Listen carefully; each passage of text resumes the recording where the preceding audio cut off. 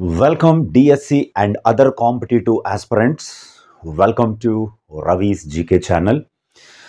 ఈ వీడియోలో ఆంధ్రప్రదేశ్కి సంబంధించినటువంటి ముఖ్యమైనటువంటి కొన్ని స్కీమ్స్ ఉన్నాయి, పథకాలు.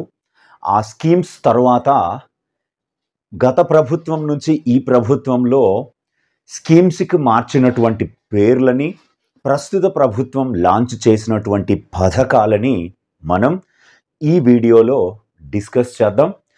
చాలా ముఖ్యమైనటువంటి అంశం ఇది. దానికంటే ముందు రవీస్ జీకే ఛానల్ని సబ్స్క్రైబ్ చేసుకోండి.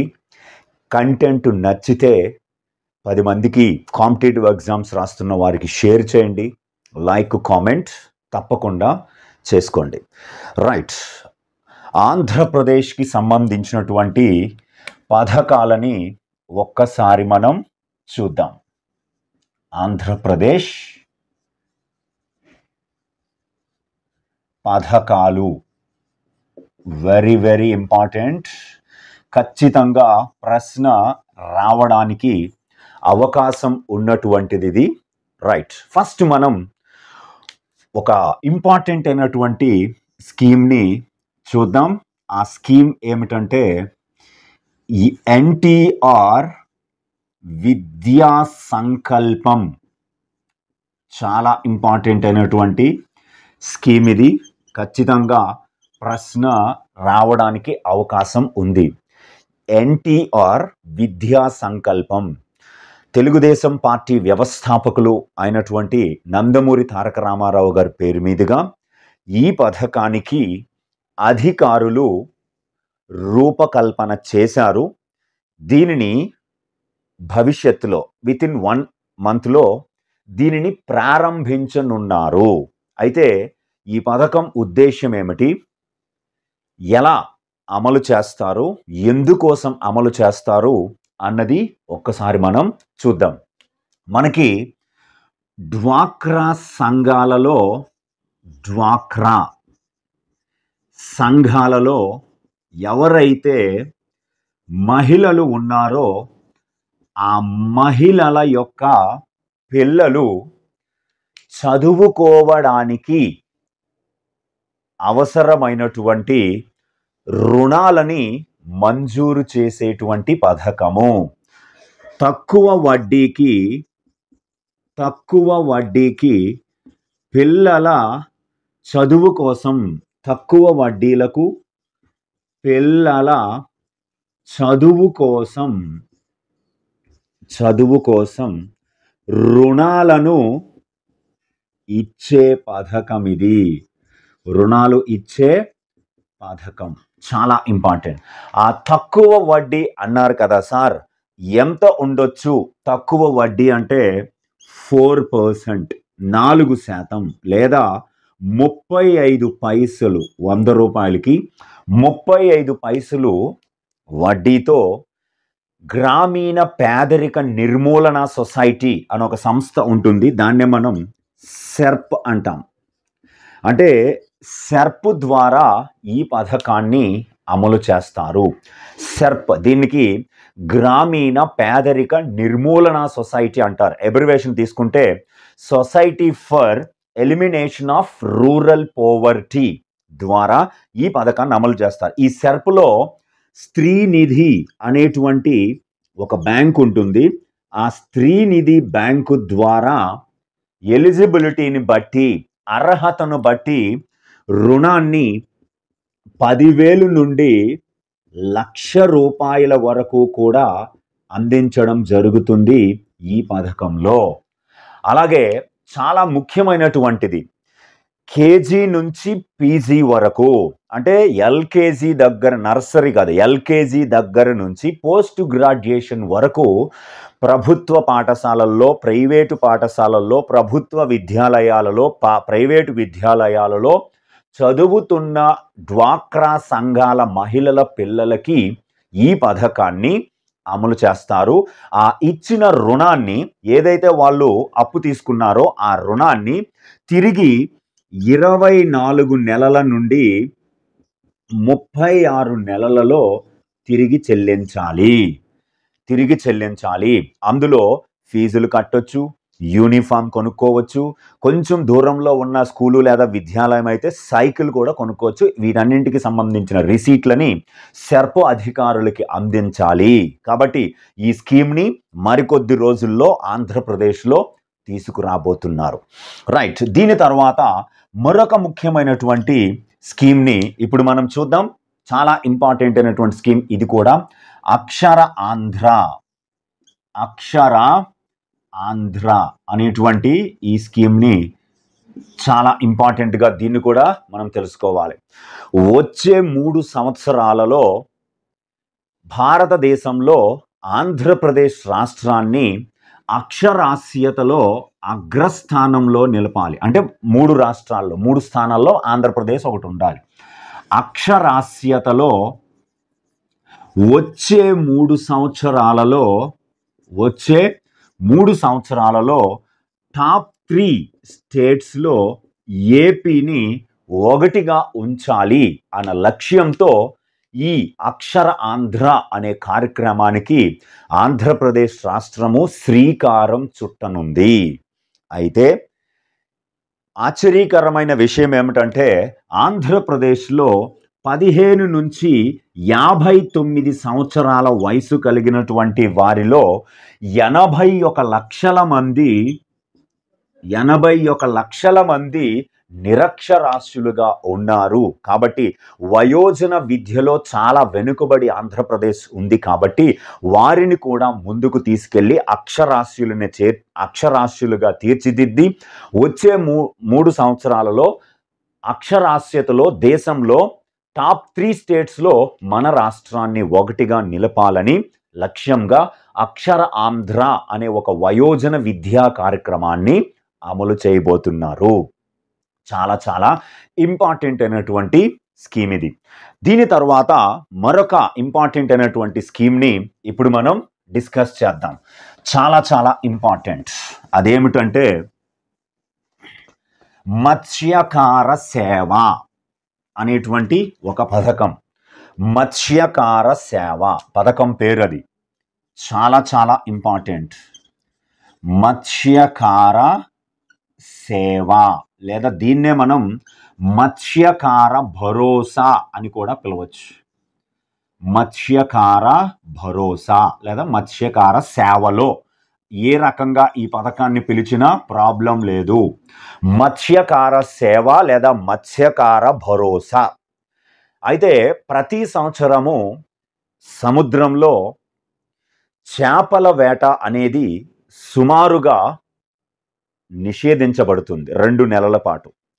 అంటే రొయ్యలు కావచ్చు, చేపలు కావచ్చు, గుడ్లు పెట్టి పిల్లల్ని పొదిగే కాలం కాబట్టి ప్రతి సంవత్సరం కూడా ఏప్రిల్ 15వ తేదీ నుండి చేపల వేట అనేది నిషేధం. ఏప్రిల్ 15 నుండి జూన్ 14 వరకు సుమారుగా, ఈ డేట్ అటు ఇటుగా ఉండొచ్చు, ఏప్రిల్ 15 నుంచి జూన్ 14 వరకు చేపల వేట అనేది నిషేధించబడుతుంది. దాంతో చేపల వేట మాత్రమే జీవనాధారంగా కలిగి ఉన్నటువంటి మత్స్యకారులకి ఆ సమయంలో గతంలో అయితే బియ్యం ఇచ్చేవారు, ఆ తరువాత డబ్బుల్ని అందజేస్తున్నారు. ఇప్పుడు కూడా అదే డబ్బుల్ని వారి బ్యాంక్ ఖాతాల్లో వేయడం జరుగుతుంది. అయితే ఈ మత్స్యకార సేవ లేదా మత్స్యకార భరోసా అనేటువంటి ఈ పథకాన్ని చాలా ఇంపార్టెంట్.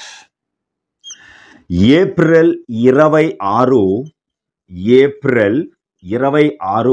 2025న ఆంధ్రప్రదేశ్ రాష్ట్ర ముఖ్యమంత్రి చంద్రబాబు నాయుడు గారు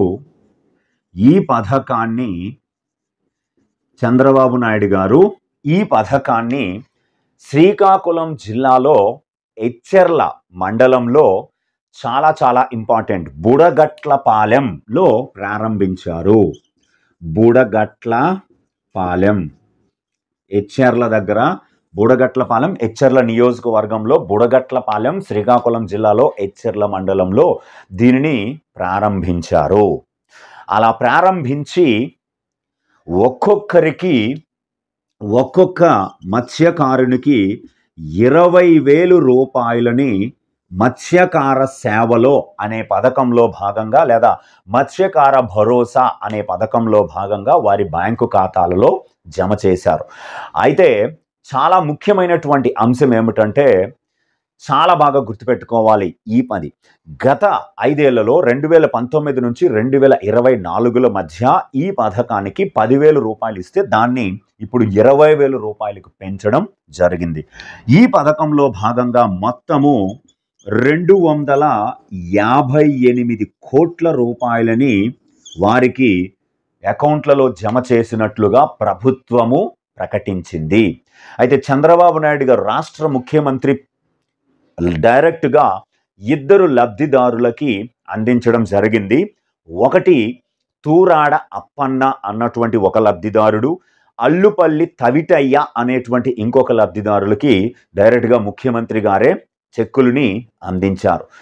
భారతదేశంలో ఉత్పత్తి అవుతున్నటువంటి మత్స్య సంపదలో 29% మత్స్య సంపద ఏపీ నుండి వస్తున్నట్లుగా ముఖ్యమంత్రి ప్రకటించడం జరిగింది. ఇది చాలా చాలా ఇంపార్టెంట్ అయినటువంటి ఒక స్కీమ్.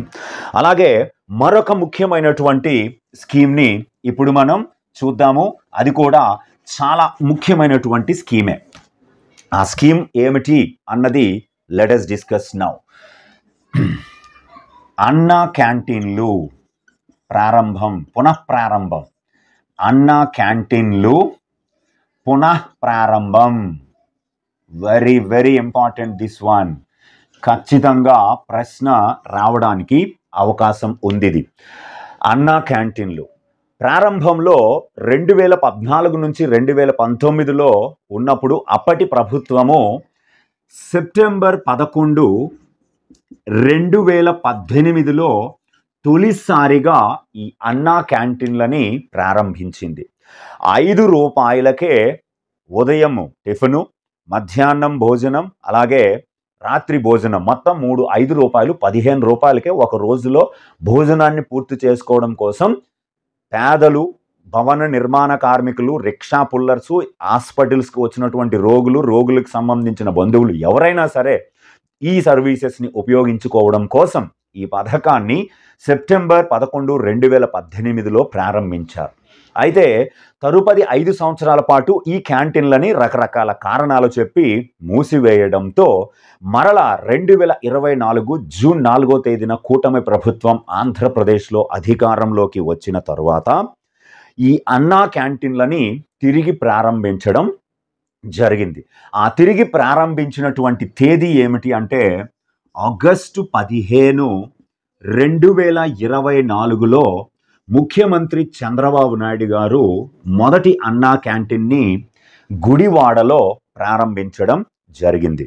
గుడివాడలో ప్రారంభించిన రోజునే రాష్ట్రం మొత్తం 99 అన్నా క్యాంటీన్లు ఆగస్టు 15, 2024 స్వాతంత్ర్యం దినోత్సవం రోజున ప్రారంభించారు. అయితే ప్రస్తుతము మన రాష్ట్రంలో అన్నా క్యాంటీన్ల సంఖ్య 203 అన్నా క్యాంటీన్లు ప్రస్తుతానికి రాష్ట్ర వ్యాప్తంగా పేదల ఆకలిని తీరుస్తున్నాయి. కాబట్టి ఇది చాలా చాలా ఇంపార్టెంట్ అయినటువంటి అంశము, గుర్తుపెట్టుకోండి. తదుపరి పథకము మనం ఒకసారి చూద్దాము. ఆ పథకం పేరు ఏమిటంటే మనమిత్ర. చాలా ఇంపార్టెంట్ అయినటువంటిదే ఇది కూడా. మనమిత్ర అనేటువంటి ఈ పథకము ఆంధ్రప్రదేశ్ రాష్ట్ర ప్రభుత్వం అమలు చేస్తున్న వాట్సాప్ గవర్నెన్స్. ఆంధ్రప్రదేశ్ అమలు చేస్తున్న వాట్సాప్ గవర్నెన్స్ చాలా ఇంపార్టెంట్. అయితే ఏమిటి ఈ వాట్సాప్ గవర్నెన్స్ అంటే దేశంలోనే మొట్టమొదటిసారిగా, దేశంలోనే ఫస్ట్ టైం ఇలాంటిది అమలు చేయడం, దేశంలో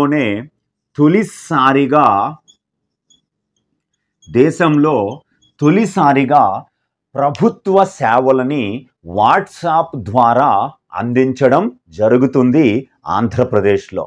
అంటే వాట్సాప్ యజమాని అయినటువంటి మెటాతో 2024 అక్టోబర్ నెలలో మన రాష్ట్ర ఎలక్ట్రానిక్స్ మరియు ఐటీ మినిస్టర్ అయినటువంటి నారా లోకేష్ గారికి మెటాకి, వాట్సాప్ మదర్ అయినటువంటి మెటాకి మధ్య ఒప్పందం న్యూఢిల్లీలో కుదిరింది.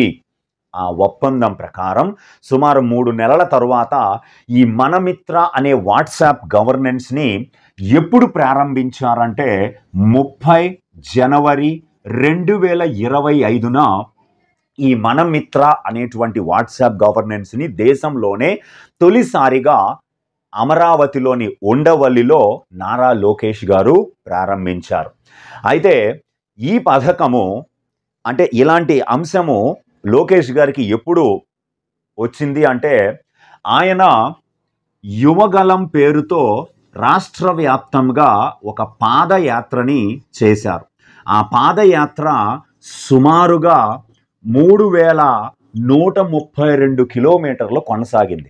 ఆ పాదయాత్ర చేస్తున్నప్పుడంట ఒక స్విచ్ నొక్కితే మనం ఇంట్లోనే కూర్చొని సినిమాలు చూస్తున్నాము, అలాంటిది ఇలాంటి ప్రభుత్వ సేవల్ని ఎందుకు మొబైల్ ద్వారా వాట్సాప్ ద్వారా అందించకూడదు అని వచ్చిందని చెప్పి మెటాతో అక్టోబర్ 2024లో ఒప్పందం కుదుర్చుకొని జనవరి 30, 2025న దీన్ని లాంచ్ చేశారు.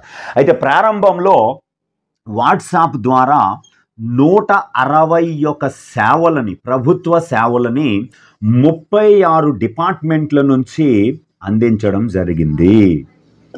36 డిపార్ట్మెంట్ల నుంచి 161 సేవలని వాట్సాప్ గవర్నెన్స్ ద్వారా మనమిత్ర ద్వారా అందించడం జరిగింది.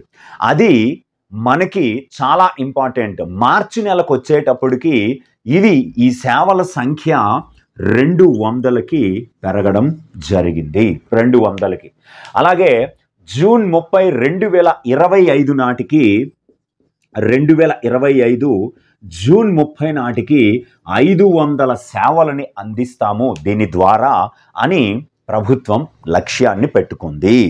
అయితే రెవెన్యూ సేవలు పొందవచ్చు, సర్టిఫికేట్లు పొందవచ్చు, ఎగ్జామినేషన్ రిజల్ట్స్ పొందవచ్చు, ఎగ్జామినేషన్స్ హాల్ టికెట్లు పొందవచ్చు, మ్యారేజ్ సర్టిఫికేట్ పొందవచ్చు, ఇన్కమ్ సర్టిఫికేటు, క్యాస్ట్ సర్టిఫికేటు, అన్ని రకాల సేవల్ని మోర్ ఓవర్ అందించడానికి ఈ వాట్సాప్ గవర్నెన్స్ దేశంలోనే తొలిసారిగా మనమిత్ర పేరుతో ఆంధ్రప్రదేశ్ తీసుకొచ్చింది. మరి మనం ఏ నెంబర్ని మన మొబైల్లో వాట్సాప్ సేవల కోసం సేవ్ చేసుకోవాలి అంటే 9523000009 అనేటువంటి ఈ నెంబర్ని మన మొబైల్లో సేవ్ చేసుకొని హాయ్ అని మెసేజ్ పెడితే మనకి కావాల్సినటువంటి సేవలు విభాగం మనకి ప్రత్యక్షమవుతుంది. తిరుమల తిరుపతి దేవస్థానాల టికెట్లను కూడా దీని ద్వారా బుక్ చేసుకోవచ్చు అని ప్రభుత్వం ప్రకటించింది. చాలా ఇంపార్టెంట్ అయినటువంటి అంశం. ఓకే, దీని తర్వాత మరొక ముఖ్యమైనటువంటి స్కీమ్ని ఇప్పుడు మనం డిస్కస్ చేద్దాం. అది కూడా చాలా ఇంపార్టెంట్ అయినటువంటి స్కీమే. ఆ స్కీమ్ ఏమిటో లెట్ us డిస్కస్. ఆ స్కీము పేరు P4 పథకము. P4 పథకం ఏమిటి? ఈ P4 పథకము అన్నది ఒకసారి మనం చూసేద్దాం.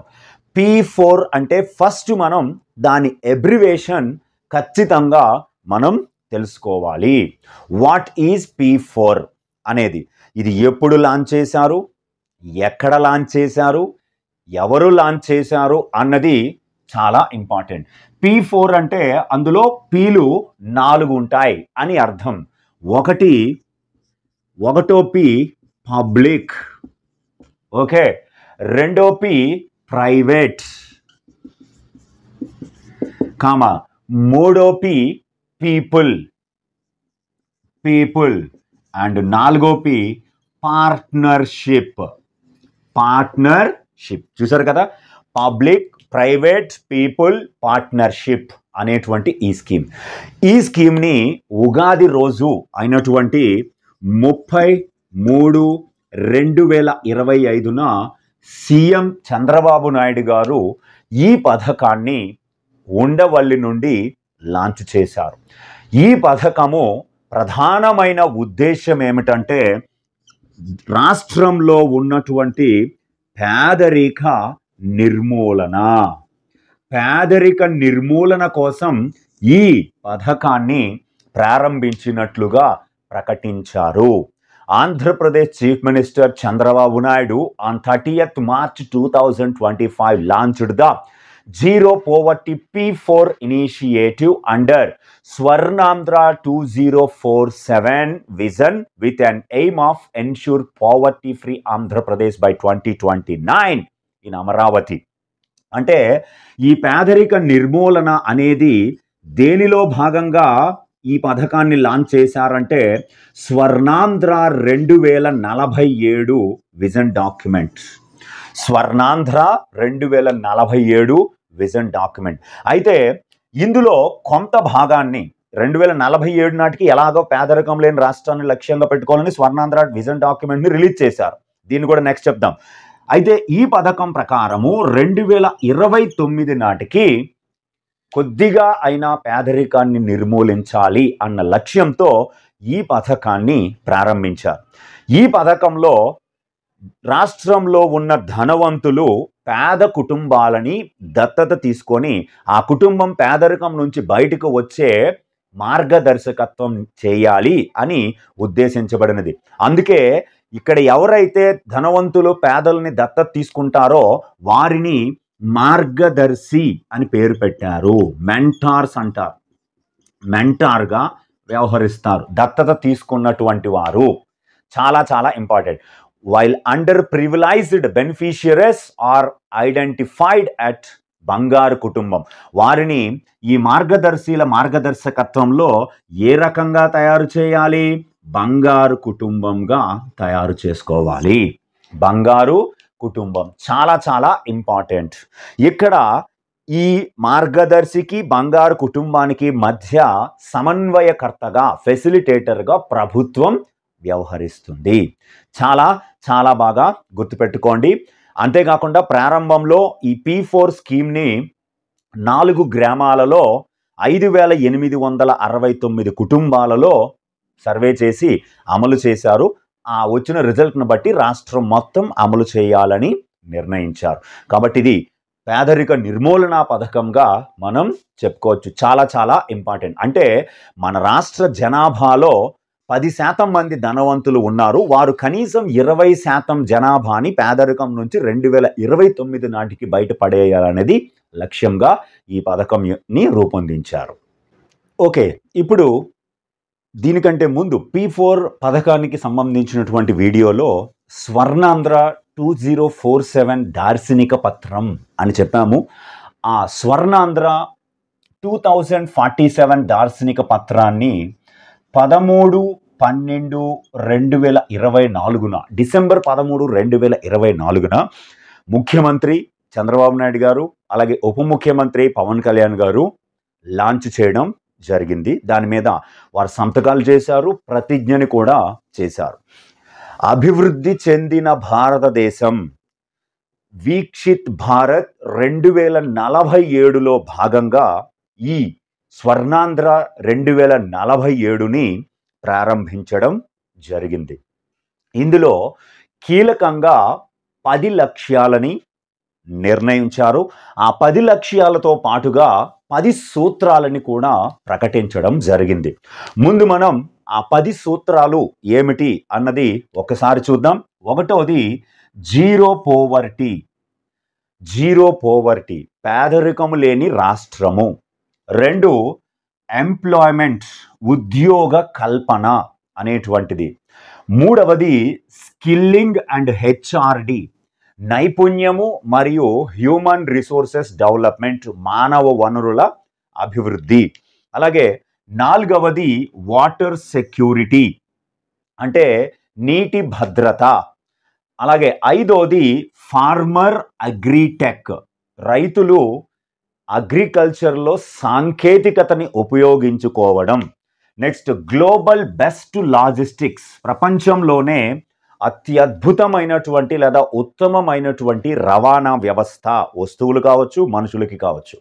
Next cost optimisation and energy fuel ధరలు తగ్గింపు, అలాగే ఇంధనము, అలాగే శక్తి వనరుల్ని వినియోగించుకోవడం. నెక్స్ట్ ప్రొడక్ట్ పెర్ఫెక్షన్, ఉత్పత్తిని ఖచ్చితంగా అంచనా వేయడం, ఉత్పత్తిని సాధించడం. నెక్స్ట్ స్వచ్ఛ ఆంధ్ర, మనం దీన్నే ప్రతి నెలలో 3వ శనివారం పాటిస్తున్నాము. ప్రతి నెలలో 3rd సాటర్డే అన్ని ప్రభుత్వ కార్యాలయాలలో స్వచ్ఛ ఆంధ్ర అనే కార్యక్రమాన్ని నిర్వహిస్తున్నారు. Next deep tech in all walks of life, మీరు ఎటువైపు వెళ్ళినా డీప్ టెక్ అనే ఒక సాంకేతికత మీ వెనక నడుస్తుంది అనేటువంటి 10 సూత్రాలని స్వర్ణాంధ్ర కోసం 2047 కోసం ఒక దార్శనిక పత్రంలో 10 సూత్రాలని తీసుకొస్తే దాన్ని సాధించడానికి కొన్ని లక్ష్యాలని కూడా నిర్దేశించుకున్నారు. ఆ లక్ష్యాలు ఏమిటో ఒకసారి చూద్దాం.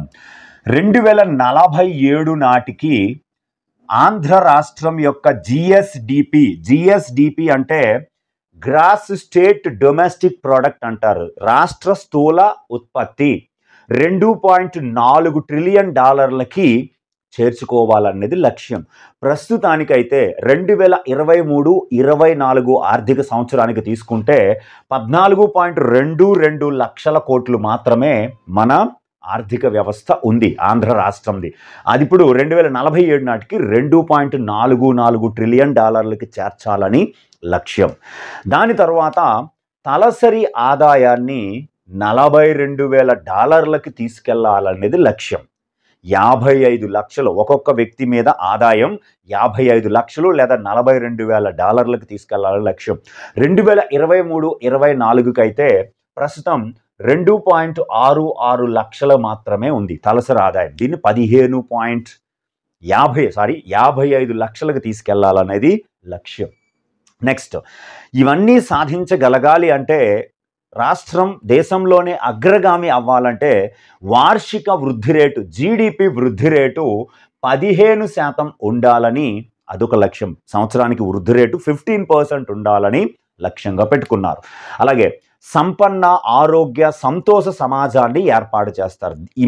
ఈ దార్శనిక పత్రం యొక్క ఉద్దేశ్యమే అది. Wealthy, healthy and happy state అంటారు దాన్ని.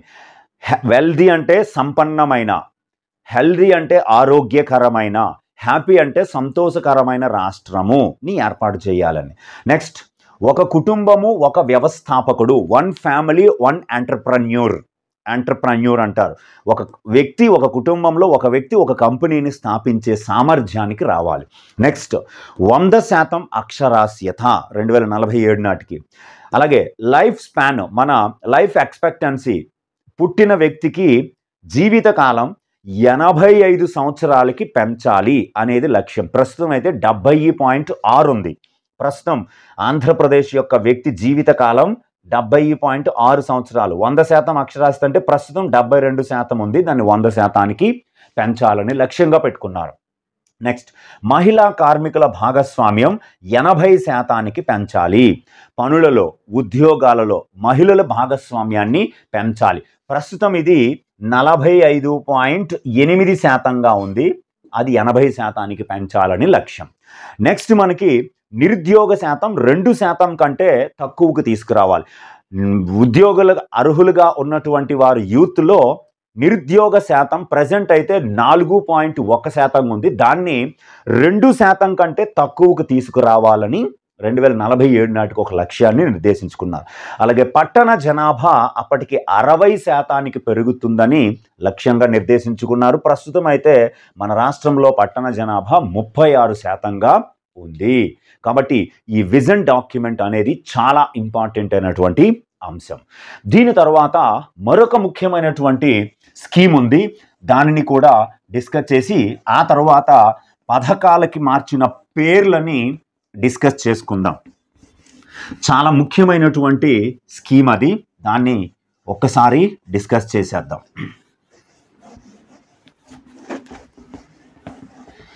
ఆ స్కీమ్ ఏమిటి అంటే దీపం 2.0 పథకం. దీపం 2.0. ఈ దీపం 2.0 అన్నటువంటి ఈ పథకాన్ని మనకి 1 11/11/2024 రాష్ట్ర ముఖ్యమంత్రి చంద్రబాబు నాయుడు గారు శ్రీకాకుళం జిల్లా ఈదుపురంలో ప్రారంభించారు. ఈదుపురం, శ్రీకాకుళం.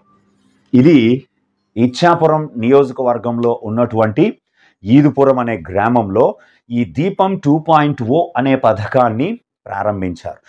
దీని ఉద్దేశం ఏమిటి అంటే to distribute 3 free gas cylinders to women in a year. ఒక సంవత్సరంలో మహిళలకి 3 ఉచిత గ్యాస్ సిలిండర్లు అందించడం. 3 ఉచిత గ్యాస్ సిలిండర్లని అందించడం. It AIIMS to empower women by providing access to clean cooking fuel energy. అంటే పరిశుభ్రమైనటువంటి కుకింగ్ ఫ్యూయల్ని అందించడం దీని ఉద్దేశం. తద్వారా వారి ఆరోగ్యాన్ని కాపాడడం లక్ష్యంగా పెట్టుకున్నారు సంవత్సరానికి. అయితే ఇందులో అంబటి శాంతమ్మ మొదటి లబ్ధిదారు. అంబటి శాంతమ్మ చాలా చాలా ఇంపార్టెంట్. ఈ పథకం మొదటి దశలో అంటే మొదటి సిలిండర్ని 1,15,00,000 మందికి అందించారని, ఈ మొత్తం 3 సిలిండర్లని అందించడానికి సంవత్సరానికి 2,684 కోట్లు ఖర్చవుతుందని అధికారులు అంచనా వేశారు. మూడో ఉచిత సిలిండర్ని బుక్ చేసుకోవడానికి లబ్ధిదారులు డైరెక్ట్గా డబ్బులు చెల్లించాల్సిన అవసరం లేదు. ప్రభుత్వం ముందే వారి అకౌంట్లో డబ్బులు వేస్తుందని ప్రకటించడం జరిగింది. రైట్. దీని తర్వాత రీసెంట్గా మన రాష్ట్రంలో పథకాలకి పేర్లు మార్చారు. ఆ మార్చిన పేర్లని ఒకసారి చూసేస్తే ఈ అంశము మనకి పూర్తవుతుంది. Let us discuss. ఆ పథకాలకి మార్చిన పేర్లు, విద్యా సంస్థల పరంగా పథకాలకి మార్చిన పేర్లు, మామూలుగా మార్చినటువంటి పథకాల పేర్లని ఒకసారి చూద్దాం. మనకి గతంలో పథకాలు పేర్లు మార్పు, ఇది ఒకసారి చూసేద్దాం మనం. చాలా ముఖ్యమైనటువంటిది ఇది. ఒకటి, విద్యా సంస్థలో మార్చినటువంటి పేర్లలో ఒకటోది జగనన్న అమ్మ ఒడి అనేటువంటి ఈ పథకాన్ని తల్లికి వందనం అని పేరు మార్చారు. ఒక తల్లికి ఎంతమంది పిల్లలు ఉన్నా వారికి పాఠశాలకు పంపిస్తే, అది ప్రభుత్వ ప్రైవేటు పాఠశాలలో ఎక్కడికి పంపించినా పిల్లవాడికి 15,000 రూపాయలు చొప్పున డబ్బులని బ్యాంకు ఖాతాలో, తల్లి ఖాతాలో వేయడం. నెక్స్ట్, రెండవది జగనన్న విద్యా కానుక అనేటువంటి ఈ పథకం పేరుని జేవికే అనేవారు. గతంలో ఈ జగనన్న విద్యా కానుక పథకాన్ని సర్వేపల్లి రాధాకృష్ణ విద్యామిత్ర అని పేరు మార్చారు. సర్వేపల్లి రాధాకృష్ణన్ విద్యామిత్ర అని పేరు మార్చారు. చాలా ఇంపార్టెంట్ ఈ స్కీమ్ పేరు కూడా. ఎట్టి పరిస్థితుల్లో ప్రశ్న అడగడానికి, ఎడ్యుకేషన్ రిలేటెడ్ కాబట్టి, మీది డిఎస్సి కాబట్టి అడగడానికి అవకాశం ఉంది. నెక్స్ట్, మూడోది జగనన్న గోరుముద్ద అనేటువంటి పథకం. మధ్యాహ్న భోజన పథకాన్ని అమలు చేసేవారు కదా, ఆ పథకానికి గతంలో జగనన్న గోరుముద్ద అని పేరుంటే ఇప్పుడు దాన్ని డొక్కా సీతమ్మ మధ్యాహ్న బడి భోజనం అని పేరు పెట్టారు. డొక్కా సీతమ్మ మధ్యాహ్న బడి భోజనం అని పేరు మార్చడం జరిగింది. జగనన్న విద్యా కానుకలో 9 రకాలైన వస్తువులు, bag, uniform, shoe, socks, belt, books, note books, dictionary, ఇవన్నీ కూడా అందించేవారు. అది ఇప్పుడు సర్వేపల్లి రాధాకృష్ణ విద్యార్థి మిత్ర అయింది. మధ్యాహ్న భోజన పథకానికి డొక్కా సీతమ్మ మధ్యాహ్న బడి భోజనం అని పేరు పెట్టారు. నెక్స్ట్, గతంలో మనబడి నాడు నేడు అని పిలిచేవారు. ఇప్పుడు దాని పేరుని మనబడి మన భవిష్యత్ అని పేరు మార్చారు. మనబడి మన భవిష్యత్ అని పేరు మార్చారు. దీని తర్వాత మరొకటి జగనన్న ఆనిముత్యాలు అని గతంలో పేరుండేది ఒక పథకానికి, జగనన్న ఆనిముత్యాలు. దీన్ని ఇప్పుడు చాలా ఇంపార్టెంట్, ఏపీజే అబ్దుల్ కలాం ప్రతిభా పురస్కారం అని పేరు మార్చారు. ప్రతిభా పురస్కారం అని పేరు మార్చారు. చాలా ఇంపార్టెంట్. అది కూడా స్కాలర్షిప్స్, మంచి ప్రదర్శన కనబరిచిన వారి విద్యార్థులకి స్కాలర్షిప్ ఇచ్చేవారు. నెక్స్ట్ మనకి స్వేచ్ఛ అనేటువంటి ఒక స్కీమ్ ఉండేది, దానికి బాలికా రక్ష అని పేరు మార్చారు. హై స్కూల్స్లో శానిటరీ నాప్కిన్స్ని, శానిటరీ ప్యాడ్స్ని అందించడం దీని ఉద్దేశ్యమైనటువంటిది. అలాగే జగనన్న విదేశీ విద్యా దీవెన ఉండేది. జగనన్న విదేశీ విద్యా దీవెన అనేటువంటి ఈ పథకం, అంటే విదేశాల్లో చదువుకోవడం కోసం ఈ పథకాన్ని తీసుకొచ్చారు. దీనికి ఇప్పుడు ప్రభుత్వము డాక్టర్ బిఆర్